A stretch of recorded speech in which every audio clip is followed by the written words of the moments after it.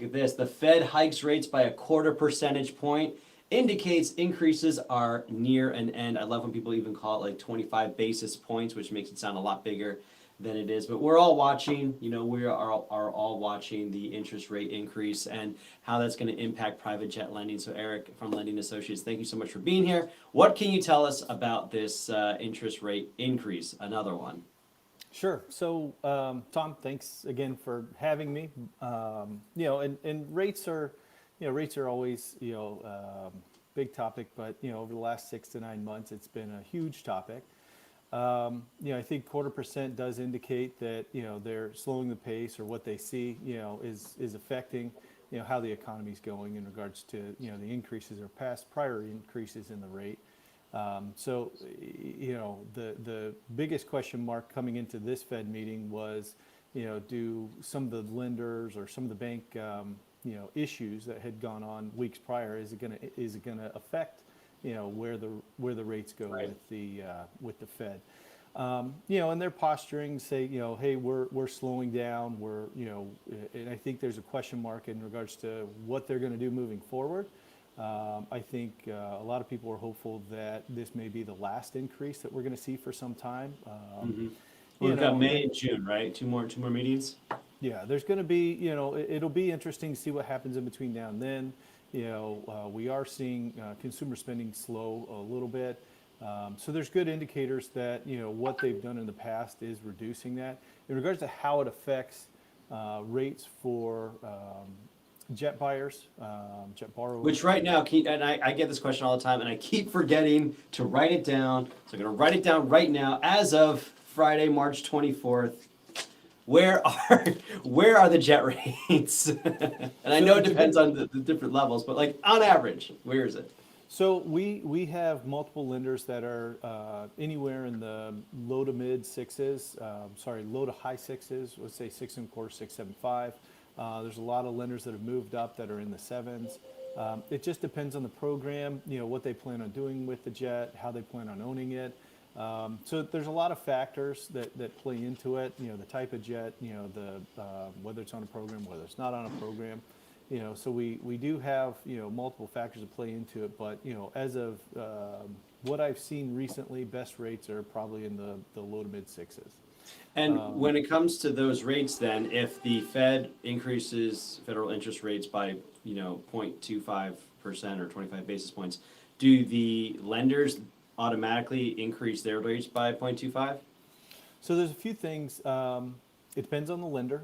Okay. Certain lenders are going to follow Wall Street Journal Prime, and so a rate hike by the Fed is going to directly affect their interest rates. Okay. That's the index that they're following, or how they calculate what they're going to put out on the street as far as rates.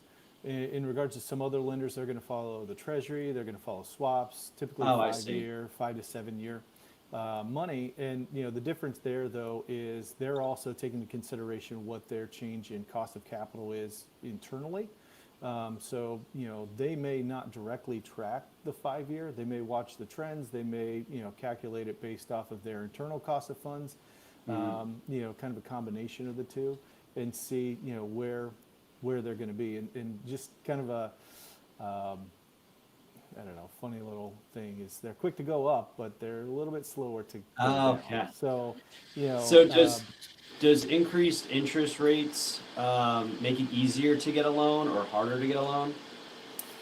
Increased rates does, affect what they're looking at as far as debt service coverage. So the higher the interest rate, the higher the payment, the less likely they're going to be able to, or sorry, not less likely, but the more they have to qualify for in regards to the payment to the loan.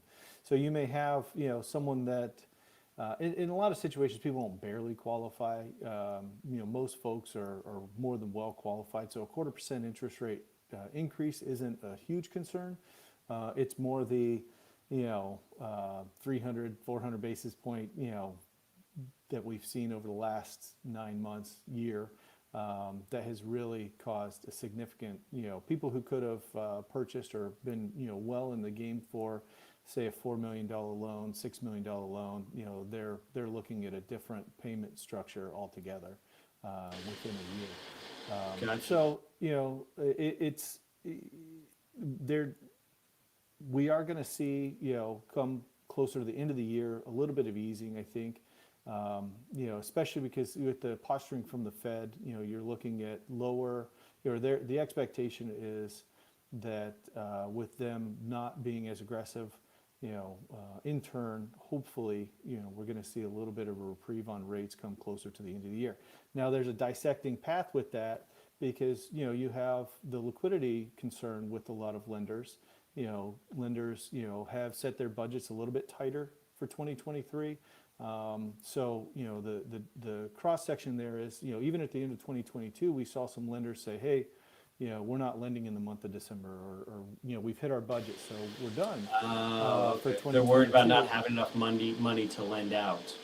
So it'll be interesting to see how that goes in 2023 as we get closer to the end of the year, which also it could affect, there's typically a big surge at, in November, December, which, on your side as a broker, when you're having those conversations over the summer and people are saying, well, I'll wait till close to the end of the year, that may be something you want to talk about with them, because if they're planning on financing, that liquidity may take a lot of lenders out of the market, especially the ones that are more aggressive on the rates.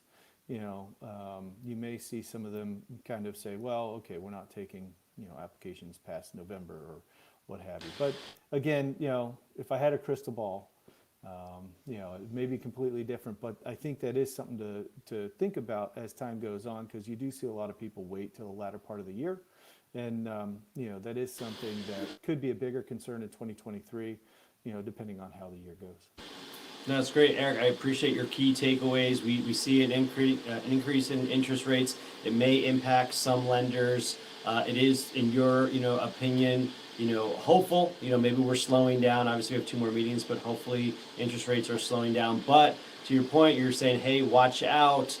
If you're still planning on buying a jet this year or later in this year, liquidity is a real concern. And so don't wait until you need to buy a jet by the end of this year. Start the process now. Let's start talking with lenders. Let's start looking at what the options are going to be, so that you can you're not pinning yourself into a desperate situation, because either you don't have the lender when you find a jet that you want, or you're stuck with whatever's left over because it took you so long to find the right lender. So I appreciate your insights. Is there any lasting thoughts that you want to toss out there before we close out on this quickie today? I think the folks that I'm talking to that are buying now, we're seeing a lot of positive feedback in the marketplace, I guess is where I'm going with that. We're seeing inventory move up a little bit. Instead of say 2 months worth of inventory, we have 4 or 5. Depending on the aircraft. So it is nice to see people that may have sat on the sideline last year moving into the market now because of inventory. I think that's an interesting thing, and inventory is perpetually light in the aircraft world. So it's kind of a if you do see something that you like out there, plus you're planning on financing or you need to leverage a little bit, the sooner you get moving on that process, the better for you.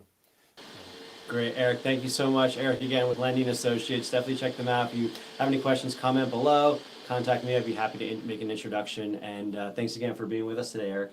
Yeah.